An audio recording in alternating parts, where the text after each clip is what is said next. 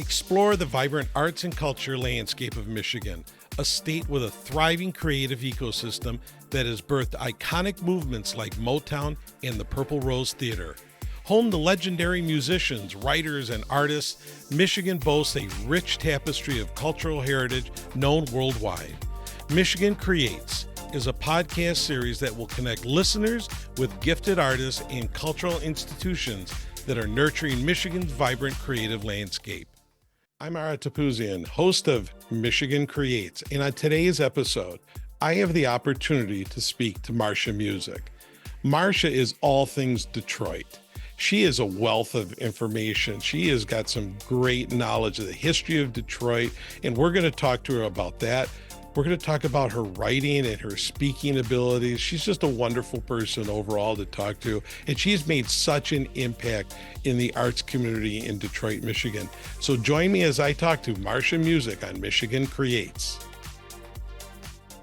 Marsha Music, an old friend, young person, old friend. We've known each other for a very long time. So it is a pleasure to talk to you today. There's certainly a lot to talk about. So good seeing you. Well, it's a pleasure to be here with you. After COVID and such, we don't see each other as much at No, events and things any longer. But I think that you and I were in the same class we of were. the Kresge Arts Awards Yeah, back in 2012. yeah. And, you've had a career trajectory since then of your wonderful music Oh, and thank you. cultural work. And so I'm very honored to be here with you. Well, thank you, Marsha.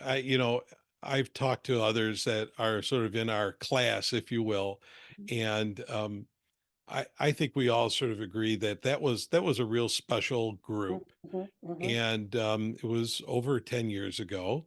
Yeah. And I think everybody did very well. I think we all sort of moved on to a lot of different things. And we're going to get to that with you. I want to definitely talk about how the Kresge Arts Fellowship really changed, what you were doing in your path. But let's first talk about who Marsha is. So you've got a very rich background. So tell me about that. If tell our viewers, who is Marsha Music? Well, I am Marsha Music, and my real name, my legal name is Marsha Philpot. Yep. Marsha Battle Philpot. Battle is my maiden name. I came to call myself Marsha Music after years of writing about music. Yep. Uh, I began sort of my last iteration of writing back in the early 2000s. Hmm. And at that time, I had been writing all of my life since I was a child. I was always a writer. What And kind of writing? What kind of writing were you doing as well, a child? well, if I may, I'll go back to my upbringing. I grew up. My dad was a record producer Yep. and a record man, a record seller, and he had a record store on Hastings in Old Black Bottom, just outside of Old Black Bottom, and it was called Joe's Record Shop. And because of growing up in the record business, I spent a lot of time around music.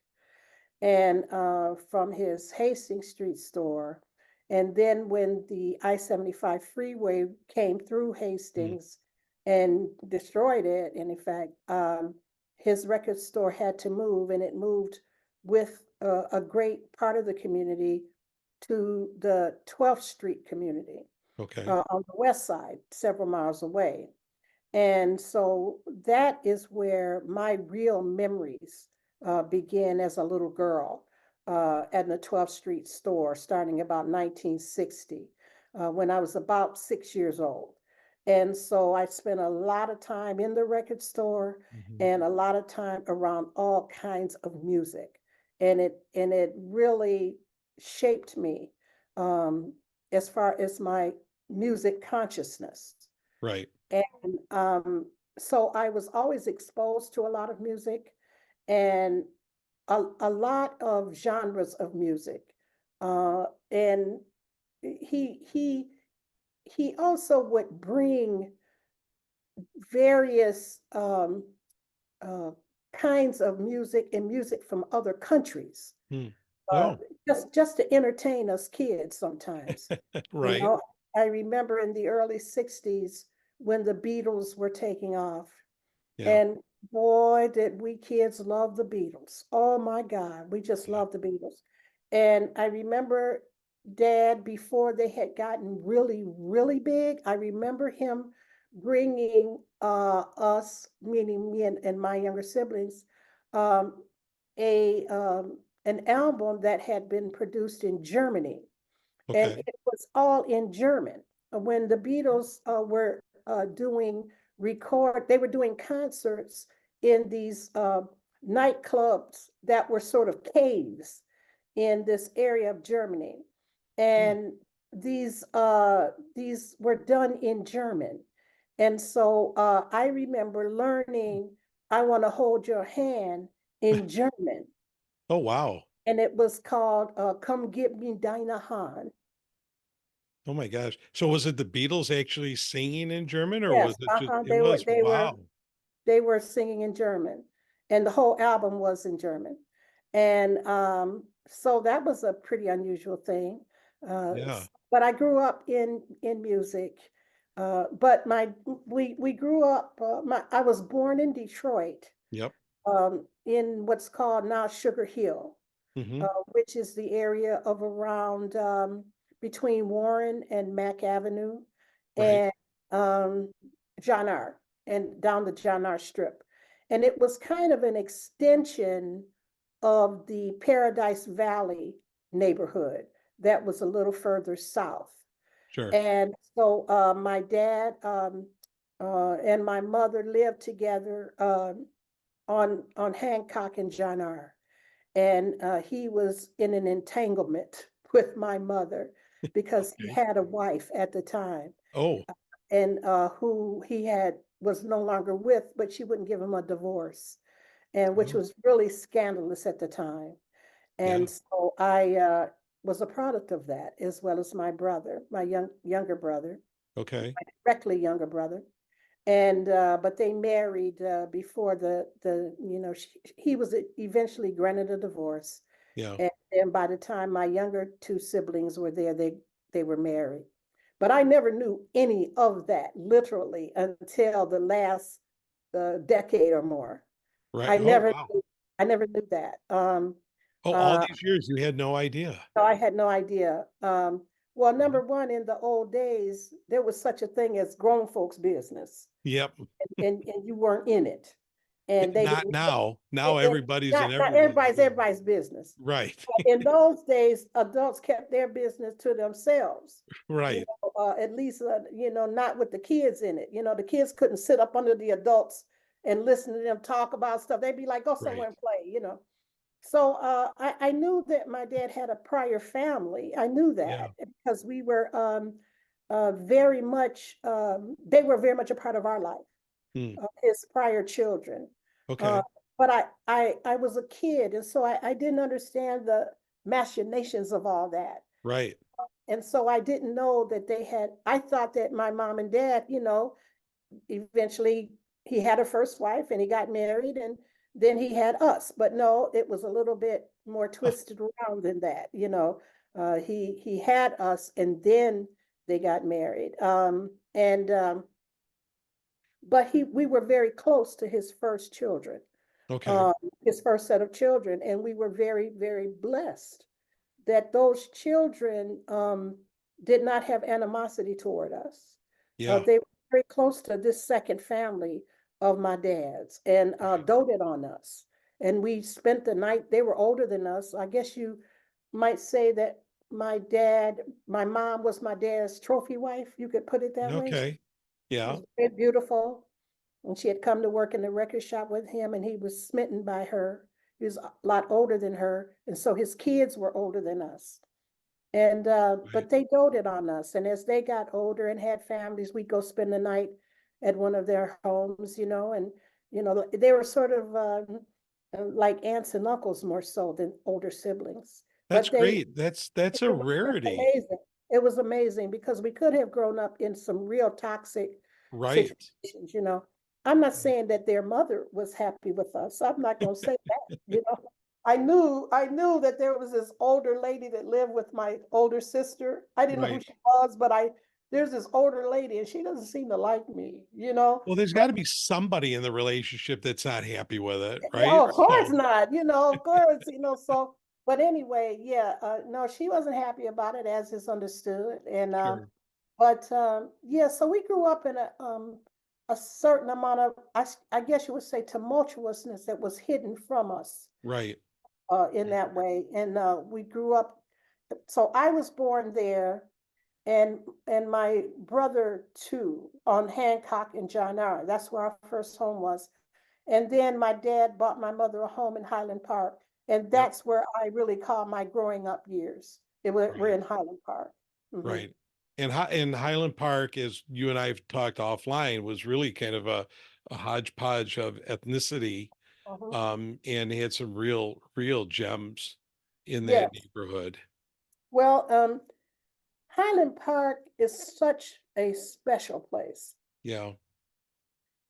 because it was literally, you know, the sort of dream of melting pot life. Yep. Because there were so many nationalities of people that had come to Highland Park to live, mostly at the enticement of Henry Ford, the Mm, automaker, right. who opened his first assembly plant in Highland Park. And he basically shepherded the development of the entire city in Yeah. many of its built structures. And it's really, even today, stunning housing. Um, Yes. he um, sort of engineered the development of the community. You know, he was sort of creating his own fiefdom, Yeah. and Highland Park and the area surrounding that plant really became the home of some of the most significant collection of arts and crafts homes in the United States. One of the top collections. Yeah. And those homes are still in existence, and many of them are still very, very beautiful. And but because Henry Ford had put out this national call Hmm. to um, work for $5. Right. You know, wages were abysmally much lower than that generally. And he Yeah. made the call throughout the United States, come to Detroit or quote Highland Park and work for $5 a day, which was an astronomical sum to Right. many. That was Right. like for so many people, it was a Well, it was a month. gold mine. It was like a month Yeah. worth of. Yeah. So people came from not just all over the United States, but they came from many parts of the world to come Hmm. there and work. And one of the national groupings that came and made a home there were the Armenians. Yeah. And you, as an Armenian, and I have talked about this a lot, in that I grew up with um, um, this community of Armenians Yep. uh, who were just a part of Highland Park life. Now, Oh, yeah. we had no idea as children that they were coming, escaping Right. um, Genocide. pogroms. You know, we didn't know this. Right. We just know that they were our friends, you know, and Right. they were Armenian, and Right. but they were also among other national groups that were in Hmm. Highland Park at the time, and of course, the African Americans, our families who Yep. were coming up from the South, or Right. they had made the initial stop maybe in the Black Bottom community, Right. um, and and then moved other places. And then finally, as segregation began to loosen somewhat, many of them ended up in Highland Park in the late 40s, early 50s. My family moved there in the mid 1950s. Yeah. And you know, to your point, Marsha, there were a ton of Armenians in Highland Park. We had family in the Mhm. Highland Park area. there were grocery stores, there was, you and I Yes. talked about Victor's Bakery, which, Bakery, oh, to the me was iconic, the iconic. iconic Victor Bakery. Yeah, they Yes, had made the best bread around, and I've got yes. memories of my dad dropping myself off to like Saturday school, Armenian school, and Okay, that was in Dearborn, and then he'd drive to Victor's Bakery and okay. buy 5 or 6 of these loaves, and they were warm and they were crispy. I mean, I could still taste it, and we're Yeah, talking lots of years. yeah. And we'd make a mess in the car because there'd be crumbs everywhere. Right, But you right, didn't right. put butter on it. You didn't eat anything on Just it. ate the bread. You just ate the bread. So I mean, to your point, I mean, Highland Park was definitely a special place, Yes.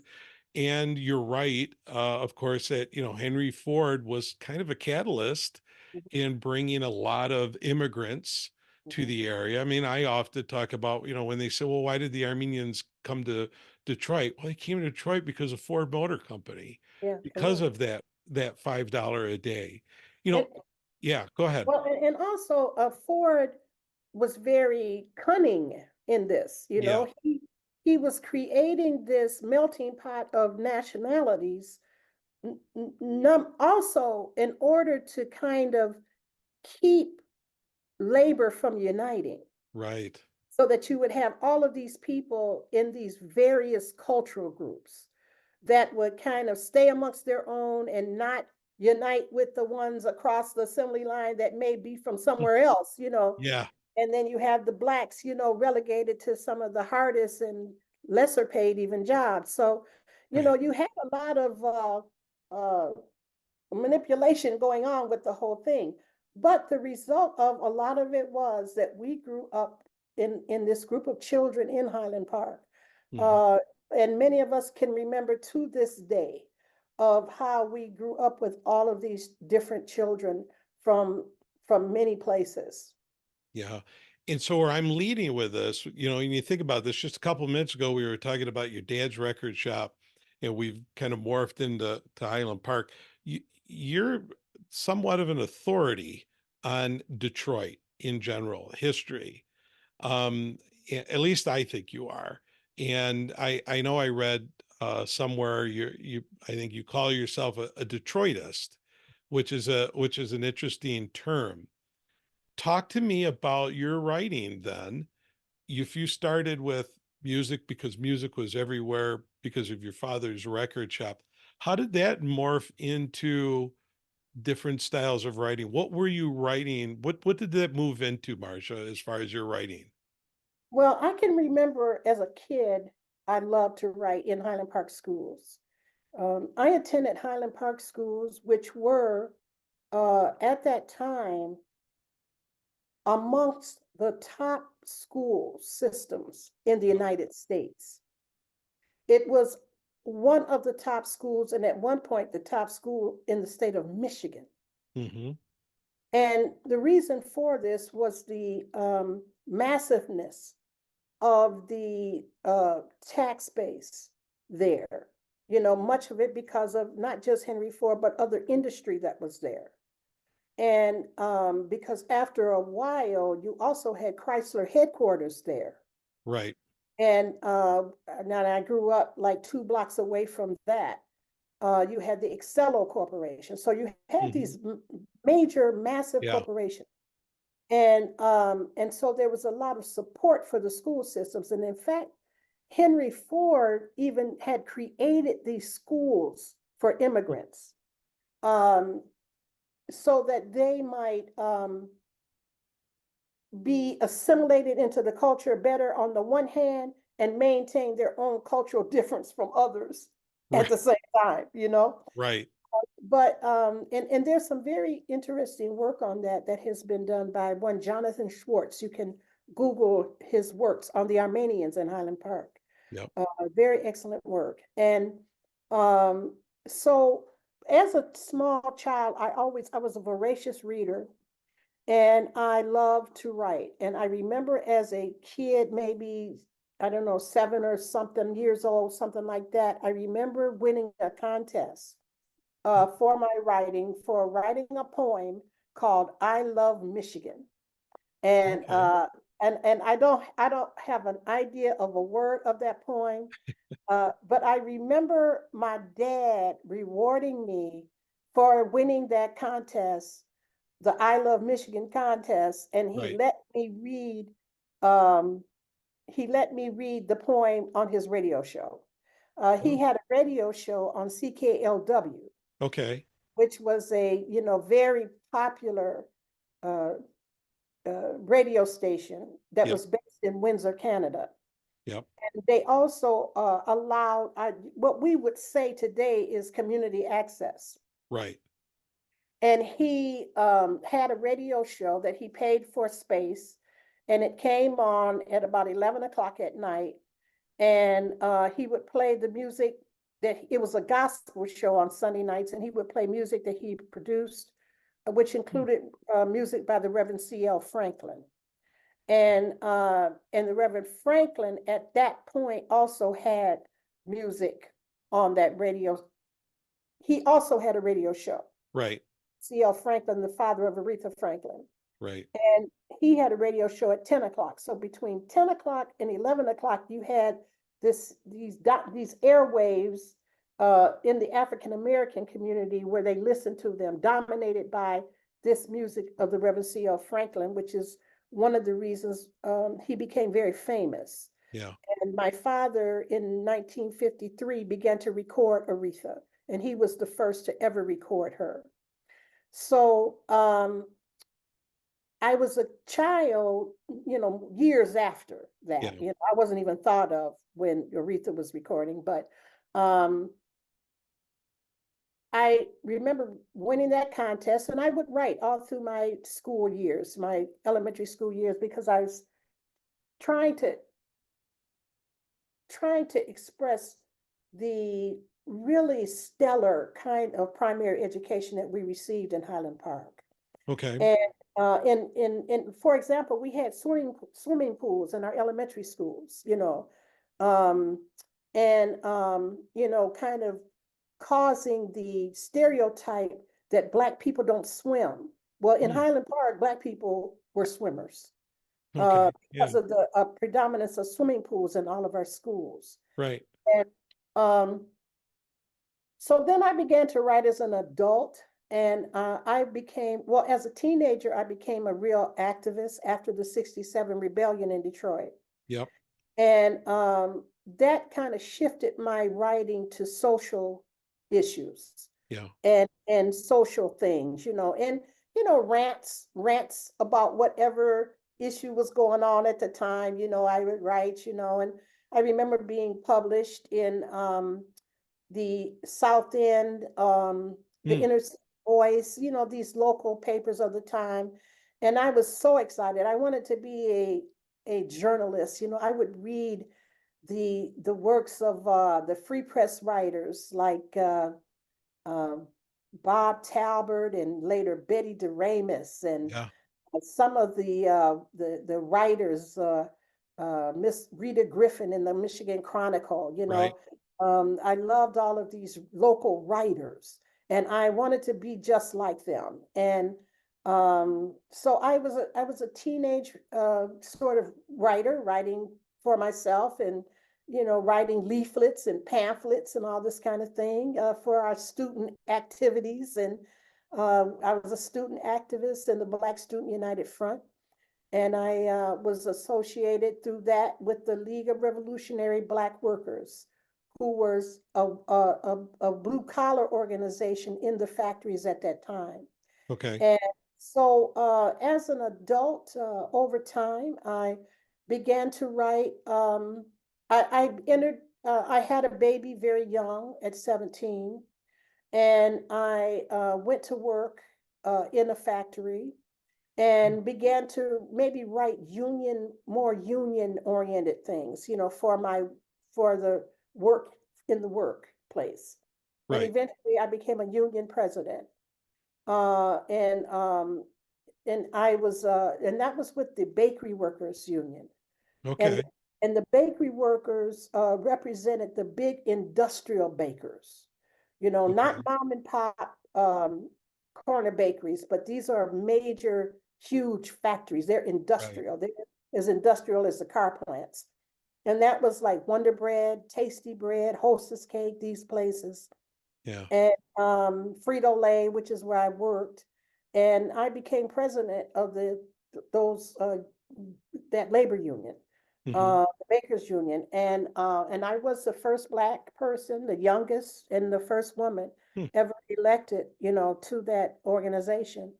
Um, this is in the early 80s. And And you so, never stopped writing. I mean, no, but I was always writing something. yeah, I was always writing stuff. I love to write, and I mostly love to read more than anything. And right. and it was almost like maybe the reading, I read so much that it was a need to download some of this stuff Yeah. was going on in my head, and I was such an observer, of things around me. And I think that had come from my father had begun to suffer from alcoholism Mm, from the time it began to be really notable after he was forced to move to 12th Street.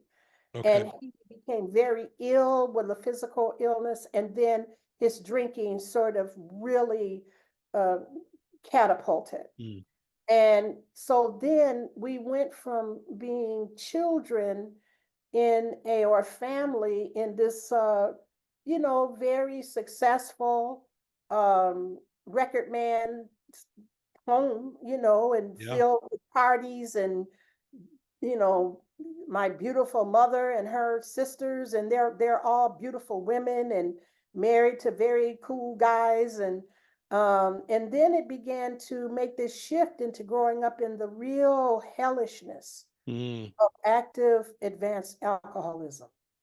And then our lives were completely different. And because okay. he had become really after a time, after 67, when he lost his business in the rebellion, and he never could reopen. And I think at that point he became so despondent, Yeah. and drinking just Gave took up. over his life. He just gave up, and he Yeah. basically drank himself to death.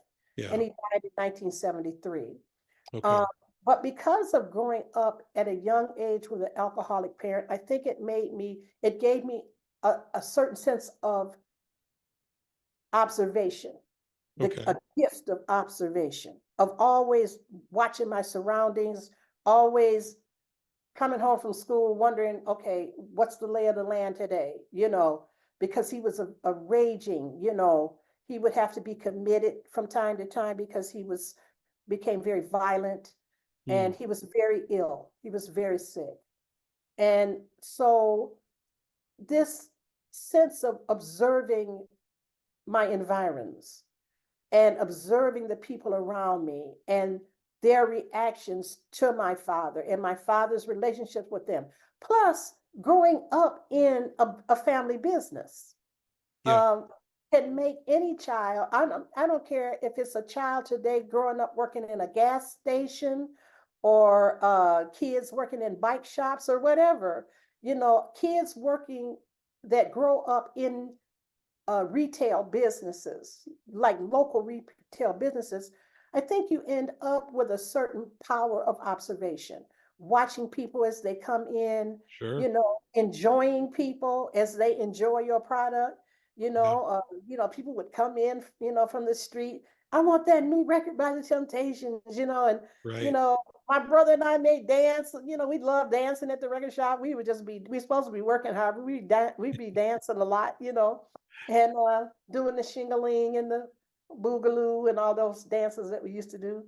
But And those observations yes, probably enhanced yes, your writing and yes, and really helped kind of morph it into, more of maybe what you're doing today, do you think? Or I think so, because I hear people often say that um, I write like a painter.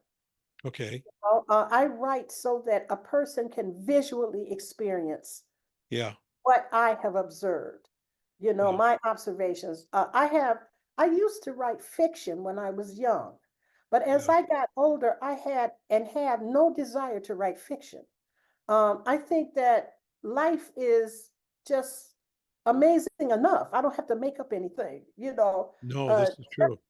yeah, just the ability to try to transmit things that I have seen or remembered, or try to accurately um, transmit what Yeah. others remember. You know, like I don't have many memories myself of growing up, of being in the Hastings Street store, you know, Okay. because we were gone from there by the time I was about 6 years old. So Okay. I don't have a lot of memories of growing up there, of being there. Right. But I've had to rely in my writing on my older brother's memories. Mm, Because he was almost an adult. You know, he was a teenager and he worked side by side. My father's name was Jovan Battle. I didn't say that. And he had a record shop called Joe's Record Shop on right. Hastings. And his son, my older half brother, is Joe Von Battle Jr. And at this writing, he is alive and well. He's 86 years old, Right. and and has just remarkable stories Yeah. about growing up in the record shop. Oh, I bet. Well, he didn't grow up in the record shop. He was a teenager when my dad started the record shop. He was a young teen, and then he continued to work in the record shop until he became an adult and ended up having a family and going to work in one of the plants.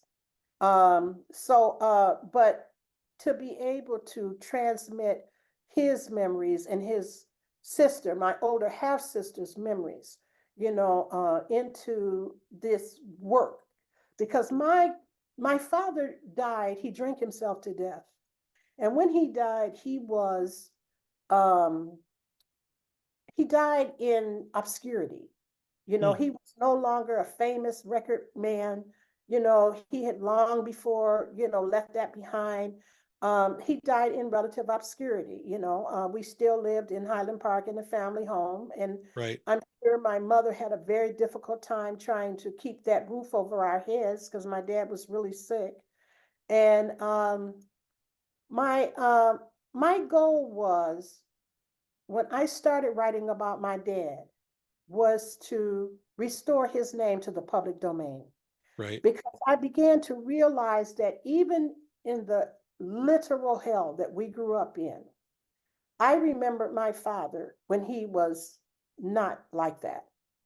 And I remember that sense of him being the great, mighty Jovan Battle on Hastings Street. I remembered Right. that. And I wanted to capture that. And Yeah. also for his older siblings that, you know, grew up with a dad, you know, who was obviously a very big man in the environs in which he lived and worked. I And think so that's really important. I think that's really yeah, important. I mean, you really, legacy. yeah, you created that legacy. You didn't want to leave it at how he passed away, but Exactly. and I think that was probably around the time you and I met during Kresge. I mean, if I'm not mistaken, that was sort of the story or the work that you were doing at the time. Is Mhm. that right? That's right. I Yeah. wrote the first piece. What happened is that I began to write. For a long time, I was just working. You know, Yeah. I went to work every day, and I may write a piece here and there. I had some friends in music writing, music criticism. Hmm. One is a man by the name of Dave Marsh. And Dave Marsh is a quintessential music critic and music writer. He's written scores of books on music, popular music, mostly rock and roll music. Okay. Uh, and he was originally from Detroit, and he lived in New York. And we meaning a group of music critics from around the country. I had begun to write a lot about music, Yeah. and I had spent some years in the rock and roll world as I Okay. became an adult. In my 20s, I became, um, due to the relationship I was in at the time with a man by the name of Frank Joyce, who was an on air personality, who became an on air personality at WABX. Hmm. I became plunged into the rock and roll world. Hmm. Well, this wasn't a difficult morph because I had grown up in the music business. Right. Exactly. And but it's just although my music that I mostly listened to was, R&B and black music and that, Sure. rock and roll, of course, its roots are there. Right. And so then I grew up in this world then in my 20s of being, I remember going to concerts of, Mitch Ryder and the Detroit Wheels and Sting and all kind of rock and roll, Bob Seger, Yeah. this became my world for some years. Right. And while I was in that particular relationship, and which produced my youngest child, Joe Battle Jr., he's named after my dad. And Okay. so this has been a journey, a musical journey of me writing about music. And so, Yeah. in connection with some of that, um, Frank Joyce's friend, Dave Marsh, they had been Hmm. long time friends. Dave began to encourage me to write, Okay. seriously write. He was like, you can write and you need to really write. And so he began to publish me in his early online journals that he had. He had Right. an online magazine called Rock and Roll Confidential, and then it was Hmm. called Rock and Rap Confidential as hip hop began to grow. And so he published a few things that I wrote there. So I was writing about music a lot. Hmm. But the way that I began to really write about music for real, about my dad, I was looking for a watch one day. Yeah. And I'm online. And this is a new thing to buy something online. Right. This is like fraught with like, I'm going to pay these people money. I don't even know them. But I'm Yeah. looking for, a wristwatch. I don't think I had a dream of paying any more than $50. And Right. so I'm looking online. I'm on eBay, and one of the sellers, and I'm asking a question about the watch he's selling. He says, you seem to have a particular interest in these watches. Would you like to become a part of the online wristwatch community? Huh. Sure. Okay. Okay. And it was like a movie, like a portal literally opened and a whole world. I was in a whole different world How so? because he introduced me to various websites where there Okay. were wristwatch and clock and watch enthusiasts. Okay. And this was a whole thing that I did not know existed. And I liked watches. And so I became interested in this, but these were major websites. Hmm. And this is all they talked about was just watches. And this was during the dot-com years. And Right. all of these young men, particularly men, they had so much money from all of this new tech startups and all of this new computer stuff and all of these, whatever the tech stuff was at the time, Right. and the early 2000s. And they were purchasing watches that were of, extraordinary costs. Yep. They're You know, expensive. yeah, I'm talking about tens of thousands of Right. dollars. You Right. know, I'm talking like people who, uh, these extremely wealthy Yeah. people that would talk about how they had just had a handmade watch and it was like 500,000, but it was a whole world of watch connoisseurs Hmm. from Timex to these type of extraordinary watches. And I Okay. just became involved in that world for years. I mean, I never could afford the watches, but I loved talking about watches and looking at watches. And what happened was that because we had become a real community, Yeah. would end up we would mess the watch threads up talking about other things. And so Okay. the various website heads decided, let's create off-topic boards to talk about other things. Okay. Okay. And so sometimes I would say, I'm in Detroit here, and I grew up in the record biz and I would say my dad was Joe Von Battle, and he made records. And to my utter shock. These websites, which had members from all over the world, Mm-hmm. there would be so many of them that would know about my father. Oh, no This kidding. was just astonishing to me because Wow. I'm telling you, if I went anywhere in Detroit, they wouldn't know anything about him. There Yeah. were only a handful of people that I had run into. But through I, the internet, you these saw a people whole around new the world. world Yeah. That's that amazing. they were because they were such kind of uh, into the minutia of watches and all that. You know, collectors can Sure. be cross genres, Yeah. and many of them, some of them were also record collectors, Yeah. and so they they knew about Detroit music. They knew about this record label, Battle label, Von label. Yeah. Those were various names of my dad's record labels. They knew all about the music, but they Yeah. didn't know anything about this person until I came along. And I was like, wow, isn't this? I was just astonished. It was people Yeah. in Japan, Australia, France, England, all over. And they were just hungry to know more about this. So Okay. then that's what started me to really write about my dad in the mid 2000s. That's And amazing. I really it didn't know that. is, I did not know that about you, that you were you're yeah. literally one of the early influencers on the internet, I, I, I, basically. I guess you would say that. No, I think about Yeah. it. But yes. And then they offered me because I was doing so much writing. Yeah. Because to me, the internet, first of all, the computer changed my writing life. Sure. Because my handwriting, I can't even read it if I, you know. And Yeah. and I came up in the years of the old typewriters, you Sure. know. Yep. And then I remember the step technologically to the word processor. Right. But even that was very awkward. Yeah. But when the computer came along, oh my God, you could just take whole paragraphs and just move them around. Just It upped you, your game.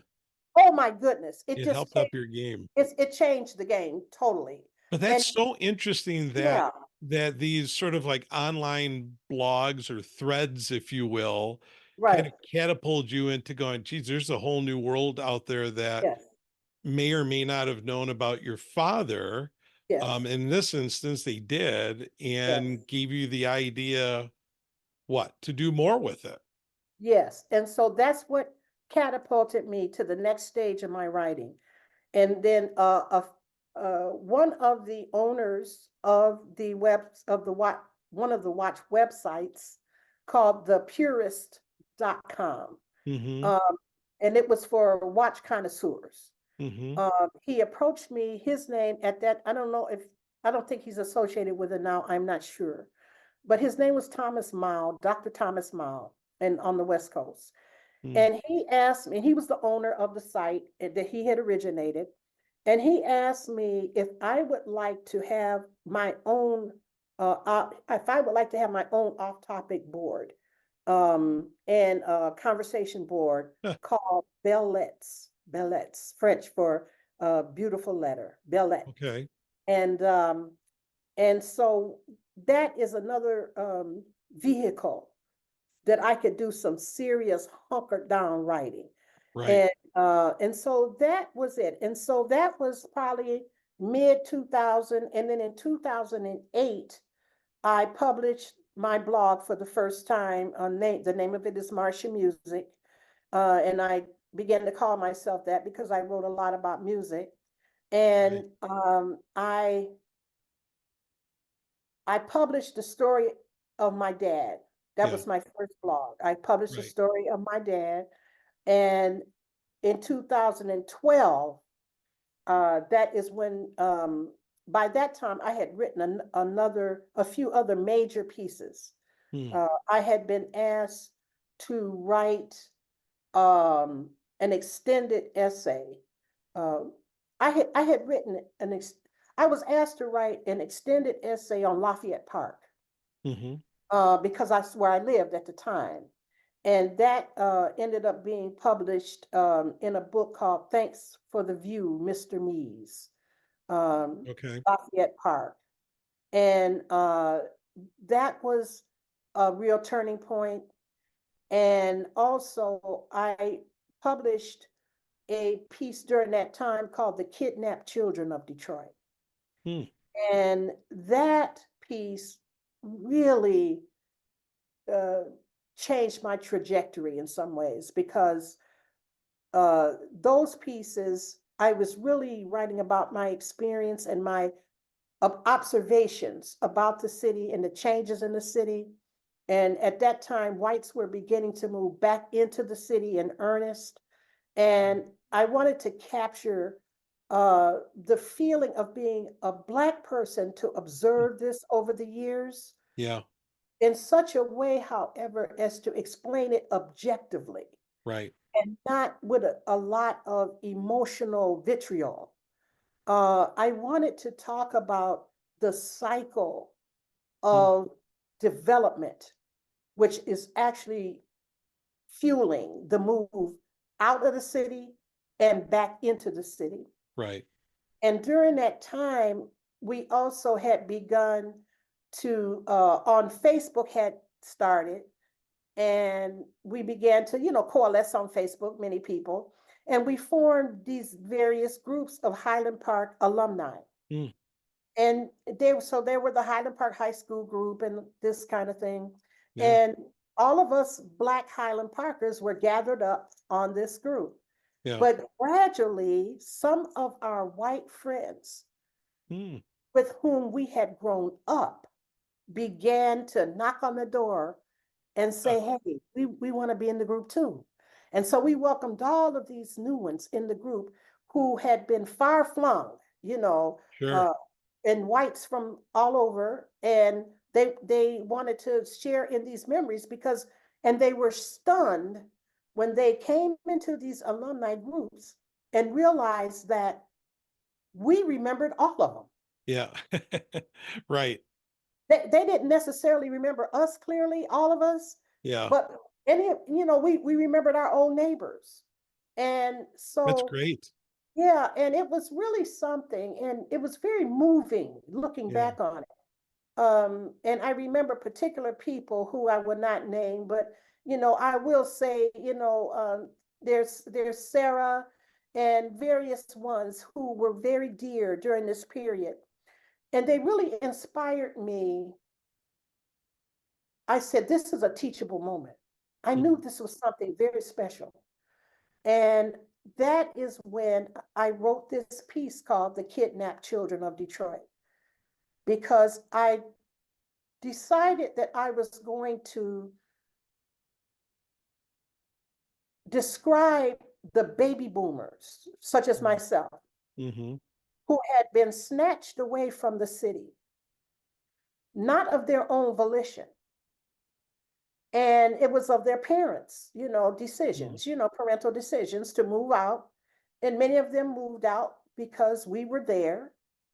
And and I say that those young people, they were not just moved out, but they were kidnapped from Mhm. us, from the city. And this is one reason why there's always discomfort around a certain sense of entitlement that Mhm. many whites have, particularly boomer age whites who Right. come into the city or talk about the city. But and it's regarded as racial and racist and things like that. But I also chose to look at it as an entitlement that was really a longing that had come from being taken from the city as children, not really knowing what was going on. All of a Yeah. sudden, mom and dad, they don't live here anymore, and they Right. have all these friends and they're uprooted. And as children do, they got used to living in their new suburban situation. And so I wrote this very extensive piece on that. And that was one of my Kresge submissions. Uh, Okay. and I can't remember if the Lafayette Park one was as well, but that Yeah. was those two were during my Kresge period, and I was very, very shocked and gratified to have been granted a Kresge Fellowship in the Yeah. Literary Arts in 2012 because I And had never applied for anything in my life like that. yeah, and I can relate to that. And it changed probably your life from that point on. I know it did for me. It changed a lot of what I was working on. You know, I can listen to you forever because it's just always so interesting, and you never there there isn't you're never going to run out of stories. Like Well, I'm a storyteller. I'm a that's what's storyteller. yeah. But you know, as we kind of wrap this up a little bit, Marsha, let's maybe talk about that post Kresge time, which was sort of the early, you know, 2000s to now. What are you doing lately? What's your latest things that you're working on? Because I know you've changed even you've done different presentations, you've been asked to read different things, write different poetries, you've been part of I think some films as well, and you really are an ambassador to Detroit. I mean, there's no question about that. Let's just wrap up by talking about maybe some of the things that you're working on now. Oh, thank you. Thank you for those little prompts too, so I can remember what to say.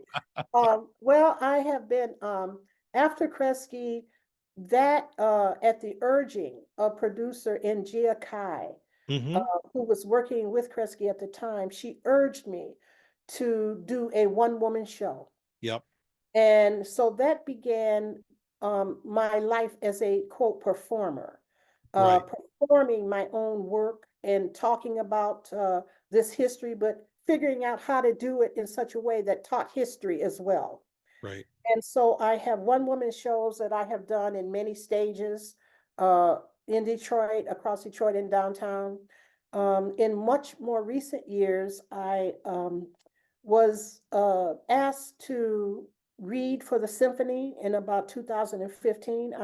There was um, a symphony written for Detroit called Yeah. Symphony in D, and by Todd Mackover, an MIT professor at that time.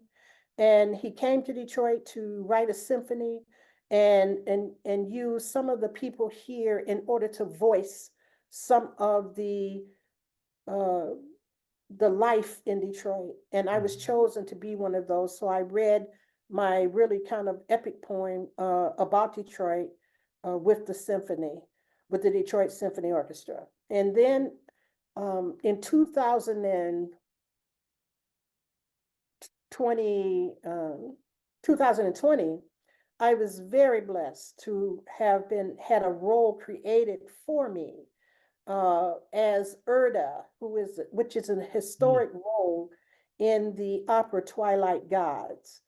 Oh, And wow. they fashioned that role Yeah. uh, so that I would be able to be the narrator for the opera Twilight Gods uh, by the Detroit Opera. And that was a really groundbreaking project because it was in the midst of the first year of the pandemic when people Yep. were not leaving. And so they created an opera that was that was played in in the parking garage, in the Right. second floor parking structure, Yep. and in which cars came through, and on each floor they saw Mm. another chapter of the opera being played out. And then they also saw me at one point on one of those floors, and I was the narrator of the entire project. Yeah. And they had my face as an avatar uh, in giant screens outside as when they first entered as I began the narration. It was just an amazing thing. I think it's So terrific. I've been doing some wonderful things. I am another one. I can honestly say that the Kresge Fellowship changed my life. You Yeah. know, there is a financial prize, yes, but the widening, Yeah. of my, increase my territory, Yeah. as sometimes biblically said, you know, uh, it was just an amazing thing being a Kresge awardee. Yeah. I And can identify with that. yeah, like I said earlier when we first started chatting, I think it changed all of our lives in how we viewed Yeah. art and viewed our own art. I mean, when you think about your life to this stage, starting from writing some music stuff to uh, uh, threads on websites to now, one woman show type of thing. It's fantastic. Not everybody can say that. And you are quite the fashion icon too. I mean, I don't have that. You've got, I've seen online the different outfits and whatnot, and you're always, you know, Oh, on I your thank mark. you. I With thank you. I love to dress. I have always loved to dress. And in recent years, I've just really indulged myself in it. And I realize that that's another calling. And I look at dressing as an art practice, really. It's another art yes. practice. I love to dress. And I was very blessed to come to the attention of the writer of the book, Advanced Style, which was Mm, really an internationally acclaimed book of by Ari Seth Cohen, who okay. began to photograph women that he encountered who were mature women and Yeah. who had style. And these women began to populate all kind of social media sites because these photos that he was taking all over Right. captured the imagination of many. And so he created an entire book of these photographs called Advanced Style. And then he created another second book called Advanced Love, in which there Hmm, were couples. And that's how I became associated with the project because my now deceased husband, hmm. the artist David Philpot, who was also a Kresge Fellow, That's he, right. a master artist, master carver Yep. uh, from Chicago, originally from Chicago. And he and I posed for Advanced Style for Advanced Love, his second book, Ari's Right. second book. And that has given me a certain profile, Very good. internationally as a style person. And Yeah. it's just a blessed life. I'm just very Yeah. blessed. I've had the opportunity to be in over a dozen literary anthologies. I've written a book, a small pocket book called the Detroitist, and I continue to contribute to my own blog, marshamusic.wordpress.com. That's my shameless plug. Yeah, that's And all I right. was and I was very blessed, I guess, in closing, to say that um, this is now the beginning of 2024. And at the end of 2023, I was very blessed to receive at the end of the year both the City of Detroit's award, the Spirit of Detroit, Hmm. and the award of the government, the governor, the state of Yeah. Michigan's a tribute from the state of Michigan. Well Uh, deserved. that was just unbelievable. And so I was very blessed to receive those acknowledgments of my work. Well, I'll tell you what, Marcia, I am honored to be your friend. And I'm honored to know you all these years. Some of this that we talked about, I had no idea. So this was great talking to you. But what it also says is I know there's more, and I know that we could probably do this again. So I want you to keep doing what you're doing. Yep, exactly. You keep doing what you're doing, and congratulations on everything. And thanks for sharing some of these stories today. I really appreciate it. Well, thank you, and keep an eye out. I'm finishing, hopefully this year, a movie project about the life and times of my father, and his Wow. record life and our life with him. And I'm writing a second book Terrific. um, about growing up. Well, we'll Okay, keep an all eye on it. And if you need me as an extra in the background, thumbing through some records, I do that right. Okay, re- really well. that's your area of expertise. That's That cool. is my area of Okay, expertise. that's all All right. right. Thank Okay, you, Marcia. thank you so much, Ara. Thank you for tuning in to Michigan Creates. For more information about our podcast series, I invite you to visit michigancreates.net.